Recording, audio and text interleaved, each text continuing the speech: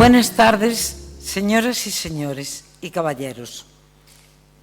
Yo, Antonia Rodríguez Ferreiro, tengo el honor de poder presentar el libro En el farol de mis días, del autor transmontano vidaguense Paulo Santos, que destaca por sus obras ya escritas como Seara Mondada, Seara Dourada y ahora El faro de mis días, participando en diversas coletáneas con otros autores lusitanos.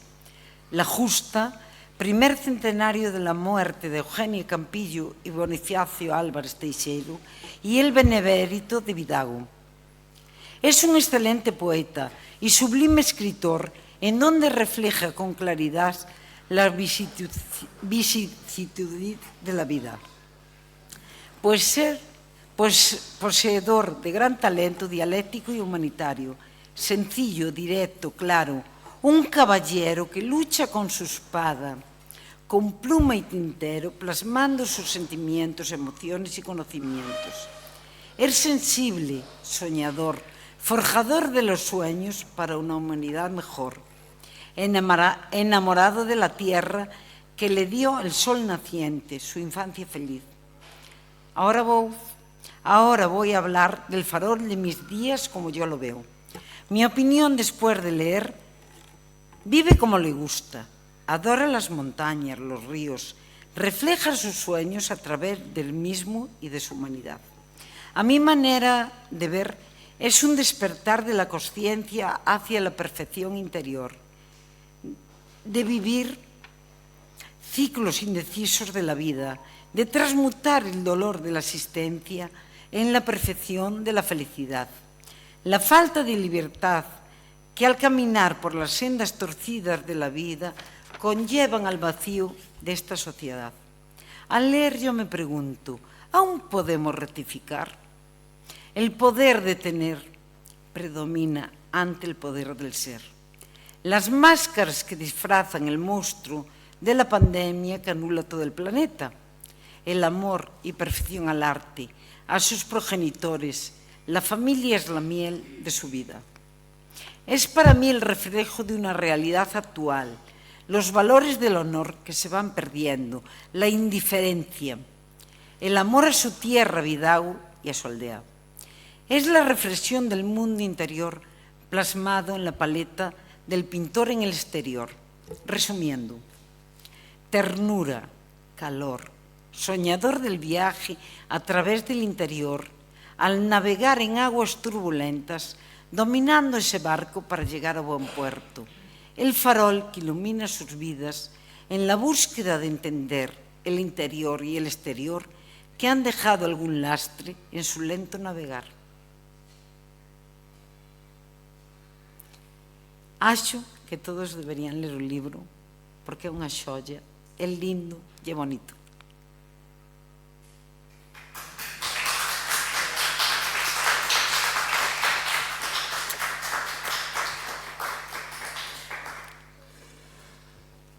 Olá, viva a todos, muito boa tarde. Chamo-me Paulo Santos. É um prazer enorme estar aqui hoje em Verim, no Concelho de Verim, da província da Galiza, no país de Espanha. É para mim uma honra e um prazer muito grande estar aqui hoje. Obviamente que os primeiros agradecimentos terão que ser feitos à Biblioteca Municipal do Concelho de Verim, ao meu amigo Vicente Justo, que infelizmente hoje, por razões particulares, não pode estar aqui, mas agradeço-lhe todo o carinho, o empenho, o cuidado que teve em apadrinhar esta minha vinda aqui ao país vizinho, porque é disso que estamos a falar, de um país vizinho.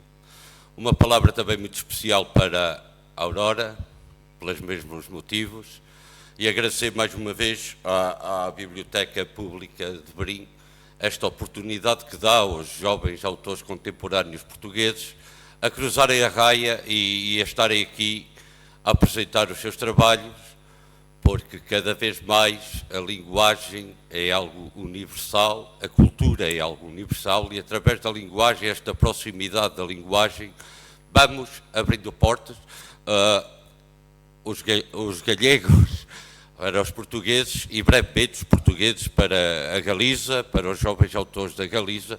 Estamos a trabalhar em diversas plataformas em Portugal para também agradecer esse carinho que, sobretudo a Galiza, tenho que o dizer, tem tido para com os escritores portugueses. Cada vez mais há uma procura imensa da língua portuguesa aqui nesta província e sobretudo aqui neste Concelho de Verim, que nos ajude desde sempre, dado as raias, as cercanias que se avizinham, que partilhamos.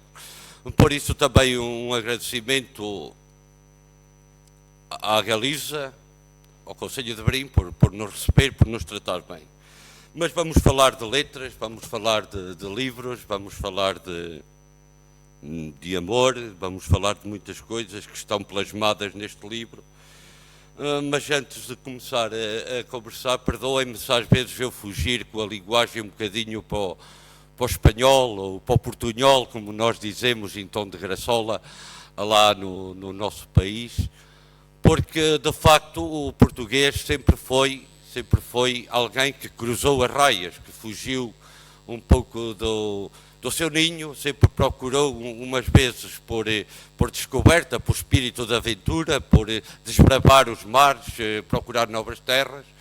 Mais recentemente, nos anos 40, 50, 60, no pós-Segunda Guerra Mundial, com o fenómeno da imigração, e é muito engraçado que se fala aqui em imigração, porque de uma forma indireta também está neste livro. E antes de pegar aqui, porque às vezes as ideias fluem na nossa cabeça, também nota de agradecimento, obviamente, porque estava-me aqui a falhar e seria imperdoável da minha parte um agradecimento à minha amiga Antónia, à Tonhita, por ter estado aqui a apadrinhar estas letras desde o primeiro minuto, que incentiva, aliás, é um incentivo mútuo, também para ti. Muito obrigado, Tonhita, que estás aqui a meu lado. Feitas as formalidades, voltando outra vez aqui ao tema que eu estava aqui a introduzir, eu quando vim aqui a primeira vez, já há um mês atrás, mais coisa, menos coisa, dar-me ao conhecimento, trocar umas ideias, conhecer o espaço, saber a abrangência desta permuta cultural, falava com o amigo Vicente sobre esse fenómeno, aquilo que eu estava a abordar, e da diáspora portuguesa, que venho a descobrir. Também houve uma diáspora, uma fuga, uma imigração muito, muito grande aqui também na raia da Galiza, no Concelho de Verim, e esta facilidade em que nós portugueses, e também venho a descobrir que os gallegos tiveram necessidade de procurar outras paragens, dá-nos às vezes um embalo para falarmos vários idiomas e às vezes tentarmos fugir para o gallego, aqui uma mescla muito raiana, e sobretudo também, porque é disso que estamos a falar, essa proximidade que sempre houve entre Portugal e a Galiza, sobretudo o Concelho de Chaves e Verim, e este fenómeno que eu trago aqui à conversa dos imigrantes é precisamente porque em todos nós há este espírito, sobretudo nós habitantes raianos, esse espírito da fuga, da procura de melhores condições de vida, de melhores condições de trabalho, garantir outro futuro. E também, entrando diretamente na obra, também se faz aqui, porque hoje também sou, embora seja aqui desta eurocidade que muito bem se criou há uns anos atrás, que tem produzido bons trabalhos, boas proximidades, boas relações interpovos, sobretudo o Concelho de Chaves e o Concelho de Verim, mas também prestar aqui um tributo, que também está isso, e hoje sinto-me um pouco um imigrante, também prestar com isso um tributo aos nossos imigrantes, tanto aos portugueses como aos galegos, que às vezes são tão pouco reconhecidos, e foram eles durante muitos anos a motriz do desenvolvimento do nosso país. Às vezes passa isto um bocadinho ao lado, e eu entrei aqui um bocadinho nesta temática para trazer aqui à memória esses tempos, recordando essa conversa primária que tive com o meu amigo Vicente, no farol dos meus dias. Depois de algumas aventuras no universo da poesia, que me permitiu, de uma forma consistente, dar alguns passos nestes meandros da literatura.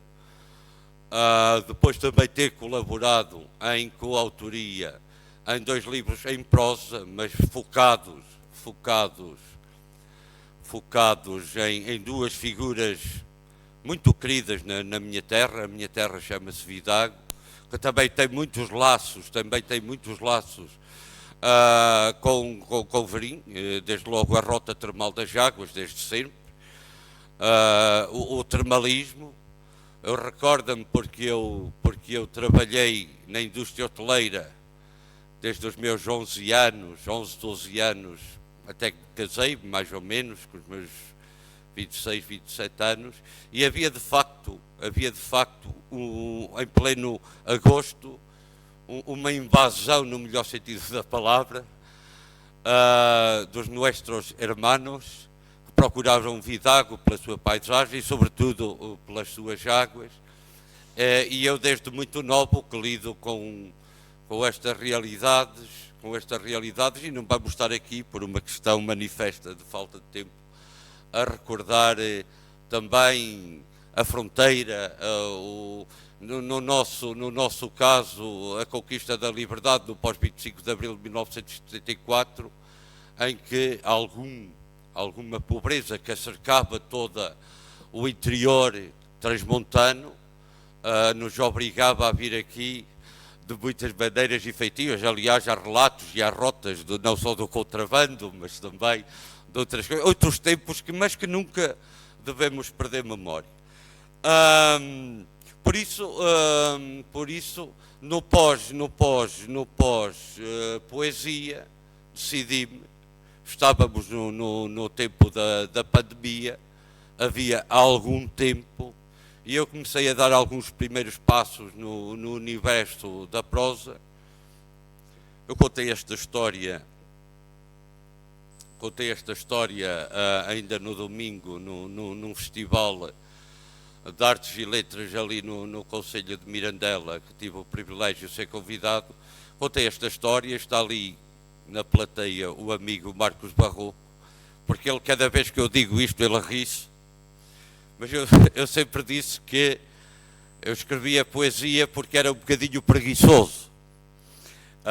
Não que o escrever poesia seja mais ou menos importante, valoroso, com valor literário, mas sobretudo porque o poema, que encerra em si próprio uma história, um romance, um grito, esgota-se no soneto, na poesia livre, na quadra, naquilo que quiser, esgota-se naquela página, se assim quisermos. A prosa obriga-nos a um trabalho continuado, obriga-nos a ver aqui um fio de prumo, porque nós, enquanto escritores, temos necessidade de contar algo, de falar de algo, de procurar valores comuns que nos unem e que, por vezes, tantas vezes, o cidadão comum, passa a expressão, sem qualquer espécie de desprestígio, o cidadão comum ou não tem a potência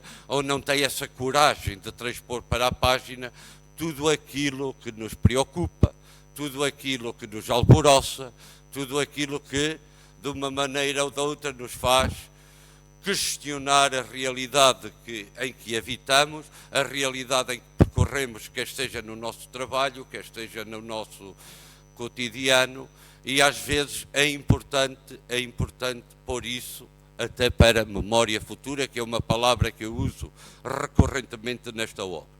Pegando aqui de uma forma quase que um ladrão, pegando aqui nas palavras da minha querida amiga Tonhita, nesta abertura, neste preâmbulo que ela faz e que muito me honra e muito me envaidece, também este livro é isso mesmo, sobretudo é isso mesmo. É um relato cotidiano de um homem que não se nega. Eu sei que é um bocadinho corajosa esta expressão, mas este homem, tal qual o farol, é uma metáfora, é aquilo que somos todos nós. O farol, aqui, nesta raia que nos une, tanto da parte do Concelho de Chaves, Vidago, como da parte aqui do Concelho de Verim, não temos o mar, e como tal é um pouco absurdo o colocar aqui um farol no meio de toda esta amálgama de terra, de pinheiros, de montanhas que nos reúne e nos circunda.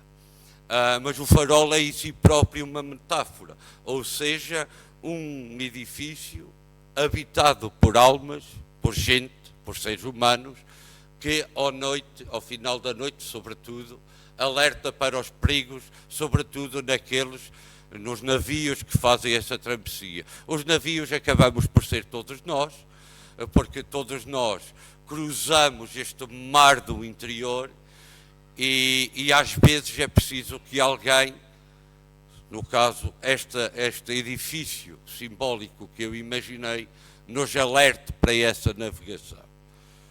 O farol fala de muitas coisas. O farol fala de mim, fala da Tonhita, fala de nós todos. Nós todos, enquanto habitantes desta união de concelhos, deste interior profundo do Trás-os-Montes, desta Galiza interior, fala sobretudo não da perca de identidade, porque isso nunca acontecerá. O nosso valor, a nossa honra, a nossa honorabilidade enquanto seres humanos, enquanto ancestrais habitantes de toda esta região, deste granito, desta pedra, destas montanhas que nos definem, que traçaram em nós, que induziram em nós valores de fraternidade, de amor, de carinho, de preocupação com o próximo. Valores que hoje em dia parecem um bocadinho ultrapassados ou até obsoletos, frutos das novas gerações, das novas tecnologias, mas não. Aquilo que no sumo nos define enquanto seres humanos é precisamente esse apego a valores que nos transmitirem, valores desde logo como a liberdade, valores desde logo como ajudar o próximo, socorrer o próximo, estar atento àquilo que nos rodeia, dar futuro aos nossos.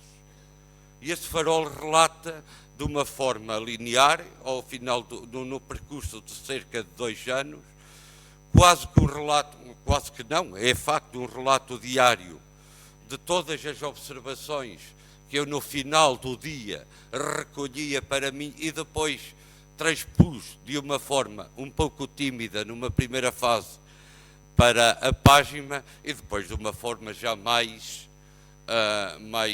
forte, já senhor de mim mesmo, a saber que sem querer estava a construir um livro. Este farol, à laia, à espécie, quase que um diário, eu interpreto como sendo um livro. Independentemente do facto das entradas diárias, de todas as palavras que dia a dia, no final do dia, iam fazendo esta carta de navegação, a páginas tantas, no seu meio, decidi trabalhar isto como um livro, e então é quando aparece pela primeira vez a figura do farol, este mar, um navio algures onde todos nós estamos dentro, e vamos percorrendo até que, como um filho que cresce, o deixei ir e lhe pus fim. O livro fala disso mesmo, fala de Trás-os-Montes, fala da minha terra, fala do meu concelho, fala das minhas gentes, fala das nossas aspirações enquanto sociedade, fala do abandono do interior, as nossas aldeias que irradiavam alegria, pujança, vida há 40, 50, 60 anos atrás. Hoje em dia são elas quase que rochas. A minha profissão está ligada à arquitetura, obriga-me a deslocar por todas as aldeias do meu concelho para falar com os clientes, fazer levantamentos topográficos, fazer implantações de moradia, acompanhamento de obras. E eu, sobretudo nos meses mais baixos, agora o outono, todo o inverno, tirando o período do Natal, às vezes entro por essas aldeias e não vejo ninguém. Isso preocupa-me, acho que nos deve preocupar a todos nós, sejamos portugueses, sejamos gallegos, sejamos espanhóis, este abandono da nossa terra, porque isso leva-nos a várias questões. A primeira é porquê? Obviamente que nós, pegando nas palavras e sendo refém e escravo delas, pegando nas palavras, obviamente que querendo dar o máximo, o melhor aos nossos filhos, obriga-nos muitas vezes, a maior parte das vezes, a procurar novas terras, novos horizontes, melhores condições de vida, mas por outro lado pergunto, e é uma pergunta muito interessante, aliás é um debate que nós, autores e toda esta irmandade da cultura, não só também o poder político, temos que começar a perguntar o porquê. Porque nós chegamos à conclusão, ainda ontem falava com a minha esposa sobre isso, qual é o limite do dinheiro, ou seja, quanto dinheiro precisamos para ser felizes? O que é qualidade de vida? O que resta de nós enquanto seres humanos, depois de nos esgotarmos uma vida inteira a querer mais, mais e mais, e quando hoje em dia as terras estão próximas, eu vejo, por exemplo, a dificuldade que era vir de Vidago a Varim. Hoje em dia há uma autoestrada que nos une. A aventura que era ir de Vidago ao Porto, a Braga, a Guimarães, a Lisboa. Estamos ali hoje em dia a 1 hora. Aliás, hoje em dia a distância entre as terras já não se mede em quilómetros, mede-se em tempo. Quanto tempo demora a chegar daqui ao Porto? Não é quantos quilómetros são, quanto tempo? 1 hora, 45 minutos, 50 minutos. E é por isso que o regresso a essa identidade nossa. Alguns no futuro mais próximo, espero que sim, sinceramente espero que sim, porque estamos a consumir as nossas cidades. Não há qualidade de vida, não há interação entre as pessoas. As pessoas são estranhas dentro da cidade. Não há relações, não há afeto. E por isso julgo, espero e desejo que um dia mais tarde este regresso ao interior, ou repovoar estas aldeias cheias de ar puro, de cores, de sons, de alegria, não que sejamos outra vez primários, seres humanos, não é isso que está em causa. Mas, por exemplo, se há alguma coisa, se a pandemia a mim me permitiu escrever este livro, também nos permitiu, a pandemia permitiu-nos redescobrir-nos enquanto sociedade, enquanto seres humanos. Temo, e é uma mágoa, que esse tempo breve da história, trágico, de certo, a pandemia ultrapassou vários estágios, o primeiro de terror. Eu lembro-me que vivi com muita apreensão, com muita tristeza, o fenómeno, por exemplo, aqui na vizinha Espanha, quando o Covid aqui atacou e força, ainda Portugal estava a estudar o primeiro grande período de confinamento, foi algo muito triste para nós todos, enquanto seres humanos, não que sejamos gallegos, espanhóis, franceses, não, seres humanos, preocupados. Claro que depois nós vimos chegar esse fenómeno entre nós, preocupámos-nos com o nosso núcleo, com os nossos pais, com os nossos avós, com os nossos amigos, com todos. Mas a pandemia poder-nos-ia ter dado lições, deveríamos ter tirado daí algumas lições que não acontecia. Poderíamos ter reinventado um conceito de associação. Eu bem sei que é um bocadinho utopia, mas também faz parte do escritor, do homem que imagina. Podíamos ter tirado, de facto, outras ilações da pandemia, porque, de facto, não é preciso sermos escravos do trabalho. Nós podemos trabalhar em casa, ter o nosso núcleo, dar tempo aos nossos e fazer de uma forma competente o nosso trabalho. Voltando aqui, eu temo a divagar, também não me quero alongar muito. Mas essa é a beleza. Ao fim e ao cabo, o farol era isto que eu acabei de fazer aqui, a pegar nessas interações, nessas ideias, nesses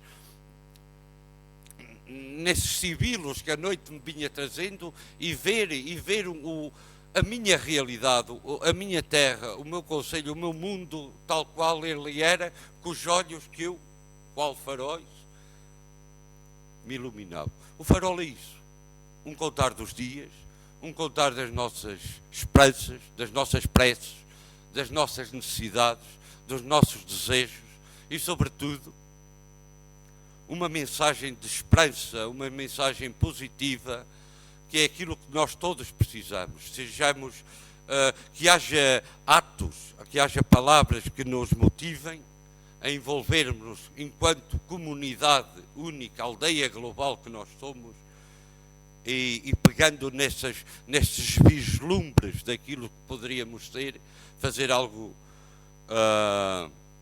mais único, mais irmão, mais fraterno. Eu, à semelhança do que fiz, porque acho que devo fazê-lo, à semelhança que fiz, perdoem, à semelhança que fiz recentemente, também gostaria de me despedir, uma vez mais, agradecendo esta oportunidade, fazer aqui um alerta também, porque sempre tive esse cuidado, porque acho que um homem sozinho pode ir a algum lado. Um homem sozinho pode ir a algum lado, chega a algum lado, chegará sempre. Mas um homem sozinho não se basta.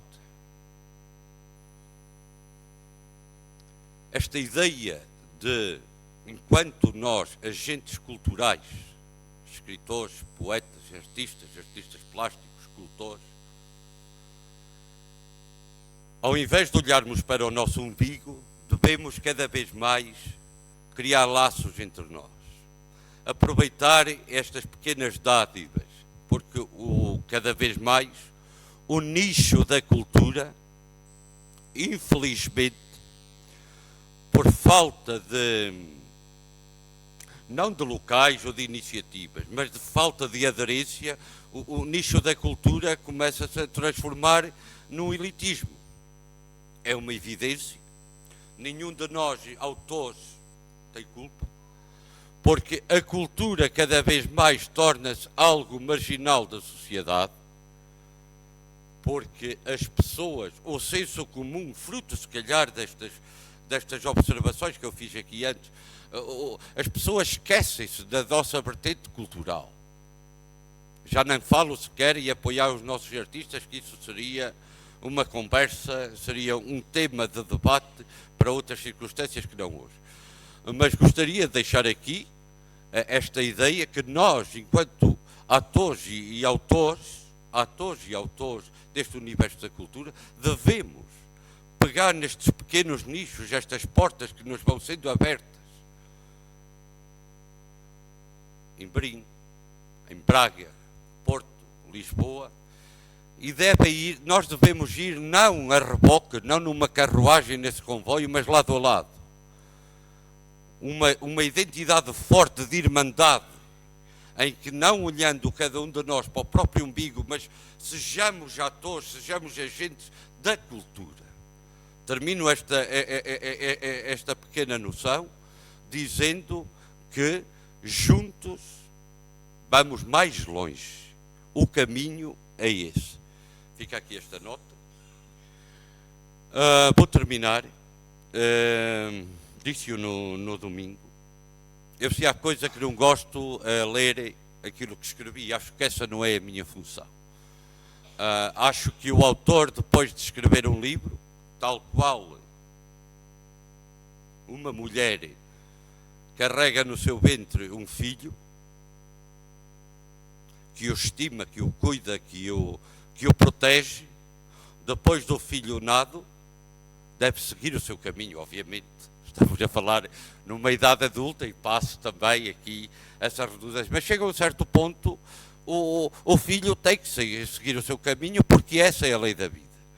Este livro foi editado em março deste ano, foi apresentado em maio, e também tem vindo a fazer o seu percurso, tem atingido portos de abrigo que eu nunca esperava, mas, e também devo dizer, também aqui, porque que estamos em Espanha, às vezes esqueço-me disso, tem havido uma procura muito grande por parte dos nossos irmãos, dos nossos hermanos, pela cultura portuguesa, e tenho um convite de toda a rede de bibliotecas da Galícia, desde Ourense, Pontevedra, Vigo, a estar presente.